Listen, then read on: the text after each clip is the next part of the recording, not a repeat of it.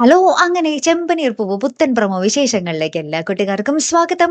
അങ്ങനെ നമ്മുടെ ഭാമ രാത്രിക്ക് രാത്രി വിളിക്കുകയാണ്. നമ്മുടെ ഭാമാന്റിയുടെ വീട്ടിൽ വെച്ച് നമ്മുടെ രേവതിനെ കൊണ്ട് കുറേ പണികളും ഒക്കെ ചെയ്യിപ്പിക്കുന്നുണ്ട് അല്ലേ? നമ്മുടെ ചന്ദ്രമതി. ചന്ദ്രമതിയുടെ പാക്കിങ്ങും കാര്യങ്ങളും ഉൾപ്പെടെ എല്ലാം ചെയ്യിക്കുന്നുണ്ട് അല്ലേ? അപ്പൊ ഇവര് പോയതിന് ശേഷം രാത്രി നമ്മുടെ ചന്ദ്രമതിനെ ഭാമ വിളിക്കുകയാണ്. അവിടെ വെച്ചിരുന്ന പൈസ കാണുന്നില്ല എന്നും പറഞ്ഞിട്ട്.